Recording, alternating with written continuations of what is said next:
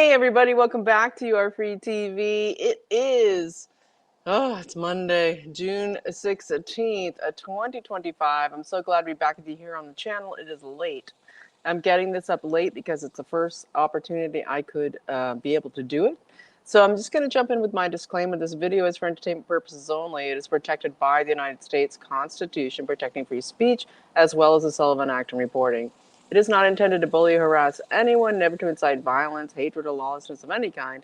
It does give legal, medical, or financial advice, and there are further disclaimers in the description below. So I'm so glad to be back with you. I want to say thank you so much to Diana again for, donating to the channel. Thank you so much, and thank you to Mike for joining the team here, supporting monthly. We so appreciate it. And yeah, we're going to jump in here with the news. Obviously, there's a ton. And so let's just put the glasses on and get started. Basically, we have so much happening that it's off the hook. And of course, we know the big news is, of course, this Israel-Iran conflict. And Trump, of course, tonight, he left the G7 early in Canada, in Calgary, and basically said he has to leave early to go back to the Situation Room with everything that's about to go down. And I think we're probably going to, and he also told everybody, all Americans and whatever, to evacuate Tehran immediately, right? And so we're all like, oh, all of MAGA is against this Iran conflict of the USA getting involved. And so I want to address that here in this video and talk about some of the behind the scenes stuff here, because I think there is a larger game at work. And so I'm going to kind of jump in here and just kind of give my 2 cents. I think starting with the weekend, and happy Father's Day, belated to all the fathers out there. And the interesting timing of this Israeli assault happening on Iran, and Trump saying he absolutely knew about the timing in advance. That's come out. And also that, it's very interesting that it was timed this weekend. I don't think that Trump was too thrilled about that, and that it had to do with, of course, the U.S. Army's 250th birthday and the 250th birthday celebration that was happening in DC. And a couple of really interesting things happened there during that celebration. And it was laborious. It was a long thing to watch. But I want to talk about a couple of things that happened there. And then, of course, also with Trump's birthday. And then Father's Day and the 10-year anniversary of Trump coming down the escalator, and how the deep state, cabal, MI6, Israel, Mossad, all of them, CIA, planned this, the deep state banksters, to basically be an event that would attempt to demoralize America at this time, to demoralize what Trump was doing to celebrate the country and his birthday, and of course Father's Day, all of it. This, we know how they do things, and it is to create a demoralization as we're trying to celebrate, and as Trump continuously is trying to get this country, economically, able to survive here, and everything, the deep state war against getting these tariffs going, getting the economy going, all of it. And so I want to bring up a couple things before I jump in, because there's so much news coming out as whatever's going to happen in Tehran. Now, of course, Netanyahu is wanting the U.S. to come and take out the remainder of the deep installations there in Iran to do with their nuclear capabilities underground. And people need to, well, not need or whatever, but I will suggest that you might want to understand that this regime change in Iran has been a long-term plan. I don't think just of Netanyahu, but I do think of Trump. And I don't think that Trump is a fan at all of Netanyahu. And I think that he knows very well how involved Netanyahu has been in every single Middle Eastern ginning up of war and the turmoil that it's caused the American people. And when we watched Trump over the weekend on Saturday for the parade of the military, and as they went through the different years, this 80 years, well, before that, way back to 1775 and all of it. That was fantastic. But as they went through the years, we know that there was massive sacrifice of U.S. people, men mostly, and also women, being sacrificed to this war machine that was created by the cabal, okay, to use America as the war fighting machine. And that, as I watched Trump sitting there, uh, viewing all of this, he looked very beleaguered. He looked very disturbed, honestly, by it all, because these people were used in vain for bankster wars, and he knows that, okay, and he already knew what was going to happen over the weekend, and had to deal with that. And there's multiple things that happened during the ceremony. One thing I will point out, and I watched these things myself, and then I was watching, and we know that great channel on Rumble, the pointing out what I had seen, which is there was a couple of really interesting moments. One was where they played the 1812 overture, okay, and it was really amazing, the 1812 overture. But over the stage, over where Trump was seated, the seating arrangement of Trump and his team and his people up there, there was a huge V, okay, over the stage. And if you've ever seen V for Vendetta, okay, V for Vendetta, the movie, there is that huge scene with the 1812 overture, okay, of the taking down of the cabal. So that was an interesting thing. But one thing I think is even more poignant was at the end, when I was watching, when he, at the end of the ceremonies before they presented him the flag, he had Melania, who was wearing all white, come and stand in front of him. And he's wearing, I believe he was wearing black with a red tie, but he had Melania come fully stand in front of him, and it was very strange. I was like, huh, that's really interesting. That looks like a reference to something. And we know pointed out that the chess piece, the chess situation of when you have the queen and the white queen stand in front of the black king, that you get this checkmate situation. And I do believe that was being communicated. It makes total sense to me. And I want to point out there, I want to put out there, because we have false flags being revealed, Russia, Putin talking to Trump on his birthday, revealing false flags that were in play, connected to Mossad, connected to MI6, all of that I'll get into in a moment. But I want to suggest here that I do think that the checkmate, okay, with the white queen and the black king, that there is some massive changes coming. Okay, we saw him at the G7 today, where he started it off by saying that, well, it's basically a shame that Russia isn't here. And that's an aside, I'll get back to it. But he actually made a trade deal with Starmer today. And it's very interesting. Well, we're seeing so many things coming up here with this war of Iran and Israel.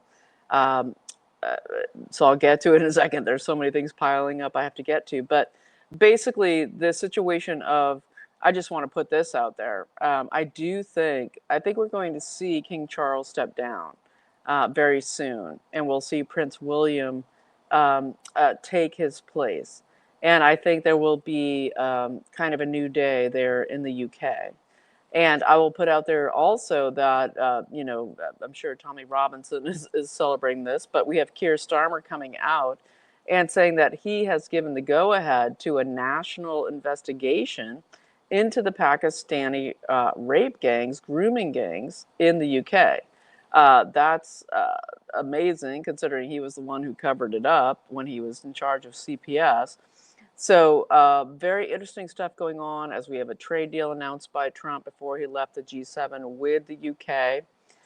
He also made the point of letting us all know when he was there with Carney, the big player. He's not just a puppet, he's a puppeteer.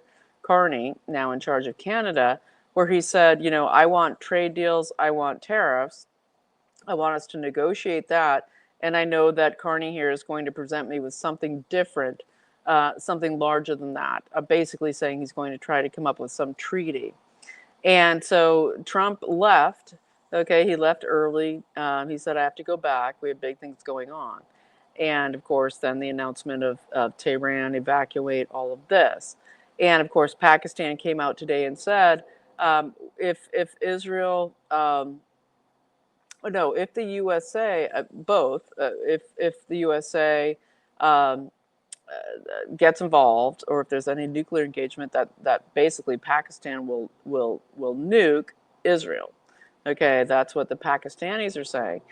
And that's kind of huge because they are a nuclear power. They're saying we stand with Iran. And also the CCP came out, and this is very interesting, very big stage here, lots of players. CCP came out and said that we're going to back Iran. And of course, they get about 90% of Iran's oil, which the oil fields are on fire, all of this. And so what else has happened is not only okay, was and I'm going to get there's just so many things I'm trying to. They're all piling up, but um, uh, not only okay was Iran's nuclear facilities destroyed, but in the Melee, okay, Iran was able to take out a massive nuclear installation in Israel. And I believe that's in Haifa. I think that's where up in northern Israel.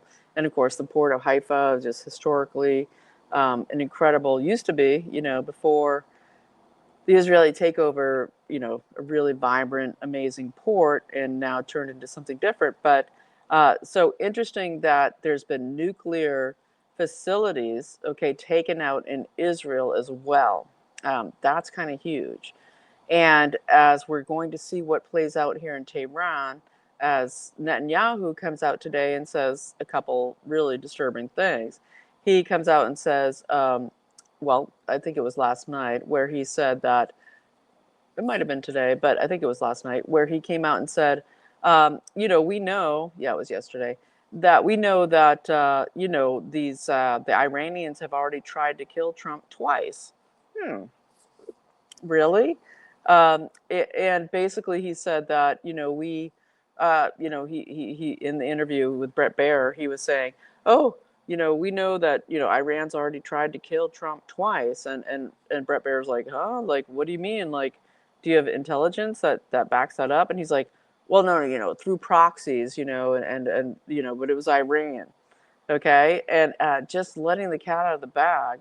And then he comes out later saying to, trying to address the MAGA audience and saying, hey, we also, you know, I can understand that you want America first, but what about America dead, right?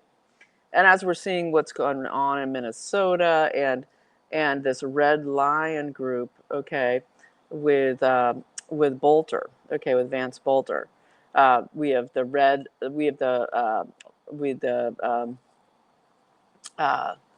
Lion Rising situation here. That is the operation going on, and it's you just can't like kind of put these things all together, okay, as they were taking out, cleaning up stuff to do with the Democratic Party, and the situation there I'll get to.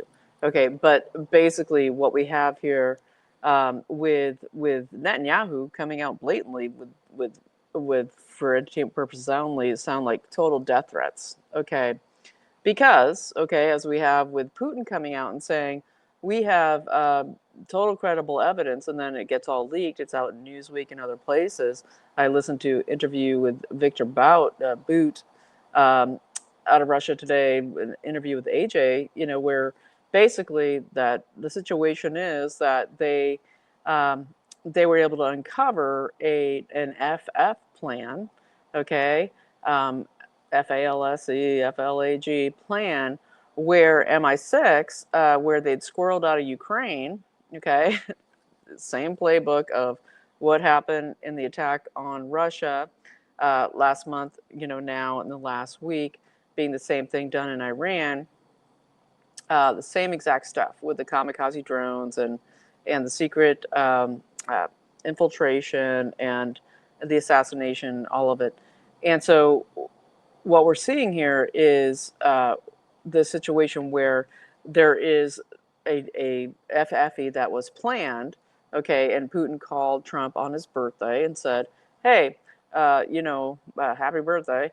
And by the way, we have intelligence that we have some torpedoes, okay, that were squirreled out of Russia via Ukraine and have made their way to MI6."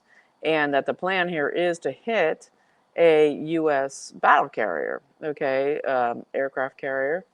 And he said in the Baltic that they would want to, I think that in his eyes it was to do with the hitting, pretending it was Russia in order to create, a new ginned up attack, get the USA involved in Ukraine against Russia, the whole World War III scenario. And it's very interesting because the Nimitz, USS Nimitz, that has, it's on its sunset sail, it's on its sunset journey, okay, its last voyage. And the Nimitz, the battle carrier group, it's not just the aircraft carrier, but it's like a whole all the ships that go with it, okay, has been taken away from Western Asia, okay, and Western Pacific, and basically approaching the Middle East. And what's interesting there with the Nimitz is it is the carrier group that was involved in the 1979 whole fiasco FF event with the Iran hostage deal, the diplomats, all of it created, Jimmy Carter's reign there to basically put in motion everything to do after they put in the Shiites, in after the Shah was overthrown earlier, that basically to create this Middle East wars, all right, very much by the UK Empire, to create everything that came later, everything to do with the OPEC reign, the shutting down of oil, the scarcity, all of it.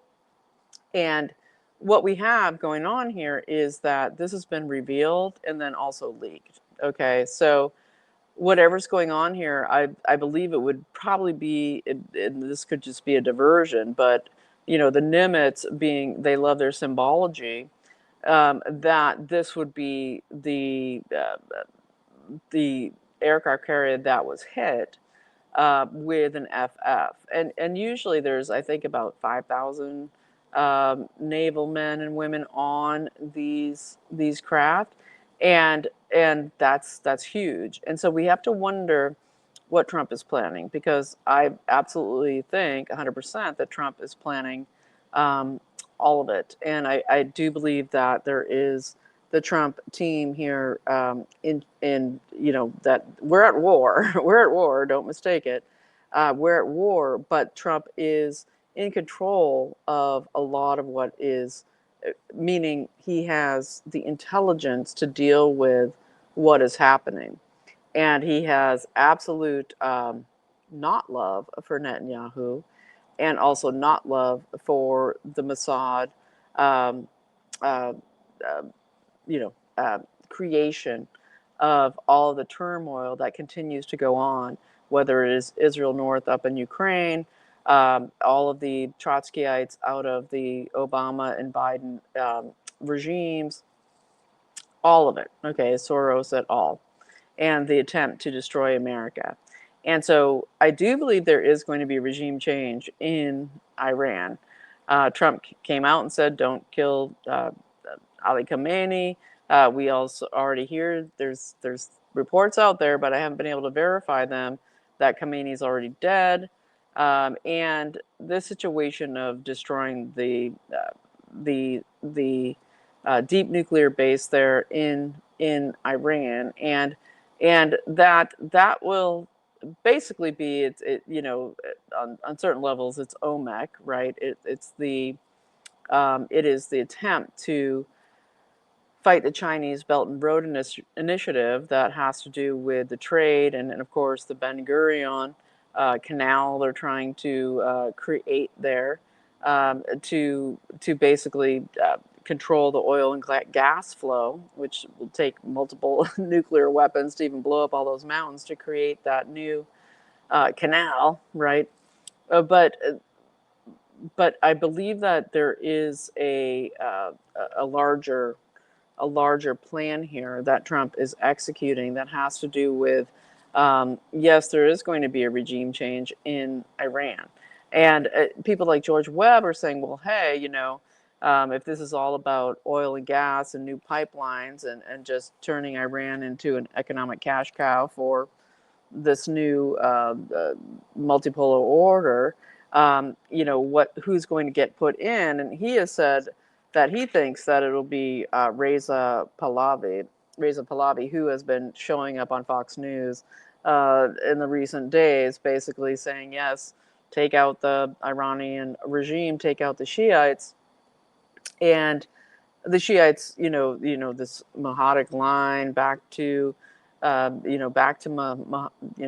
Muhammad, that they have the bloodline. They look nothing like the Persians. They're totally different people altogether, put in there to rule, just very much like the House of Saud. Just saying, that they were implanted really by the same people, by the MI6, by the British Empire and their American um, uh, uh, servants, right? And so Reza Pahlavi, it's interesting. I think is it his daughter or his granddaughter? Let me get some insight here. His daughter just married, in recent years, married a very prominent Jewish person. So this is all very interesting. Bradley Sherman, okay. And Reza Pahlavi is the son of the Shah who was deposed, okay, by the CIA, MI6, all of it. And George Webb is putting his bets on that. That's what they're going to do, is install him. Remains to be seen. It's an interesting theory. Certainly would um, uh, would make sense on certain levels after they were the ones who toppled the Shah, and the same thing we're dealing with here. And on a certain level, there is a massive movement in Iran to get out of this Shiite mullah-controlled, awful, tyrannical regime. Back in the 50s, you had women in bikinis and bathing suits and men, and they were all normal and free and hanging out, um, you know, and just being normal people, okay, living in a normal world. And all of this Shiism, all of this fight, this creation of the radical Islam was so much put in power and driven by the UK government, and then, of course, the CIA, and the CIA in the US making tons and tons of money off it, and the subsequent wars. And Trump knows how much in the last not just 25 years, but 30 years plus, Netanyahu has been a part of this, and he wants it to end. He has said, we want a Middle East that is all about economic agreements, economic prosperity, where as nation states we come together to mutually benefit each other and respect our national borders and respect our national um, uh, uh, governments, and that we are doing this, this realignment without all of this teism, all of this, this hatred to do with religious things that are just bogus. That those things need to be gone and done. Okay, we want a peaceful Middle East, and so it'll be interesting to see what happens here as this false flag situation with to possibly do with the USS Nimitz is exposed, of a torpedo being deployed to blow up a battle carrier, right? And it's very interesting to look at this because, of course, Israel has done so many of these things, okay, to the United States, to get us into wars, or to attempt to, over the years, okay, with the UK and with MI6 and the CIA. And so it is, we're going to see what happens. We still have Tim Burchett out there, right? Congressman Tim Burchett. He's always out there like, hey, we're still giving $60 million to the Taliban every week or so. We're still giving them tons and tons of money to fund jihad. This is huge, and they won't pass my bill. I keep putting the bill up. They won't put it to the floor to stop funding the Afghanistan, imams. And so, we will see how much they can be effective. Will they hit them with will they hit Tehran with, will they hit the nuclear installation? On some level, with the new regime, you'd say, hey, nuclear development for nuclear power purposes and all that, they wouldn't want to destroy it all. So it'll be interesting to see, because this could be, directed energy weapons. They have their satellite based directed energy weapons that are so much more powerful than bunker buster BOM BS. Okay, that are just, they penetrate deep, 2 miles in. They could take that out with directed energy, super weapons that travel at like 35,000 miles an hour, just like a meteor.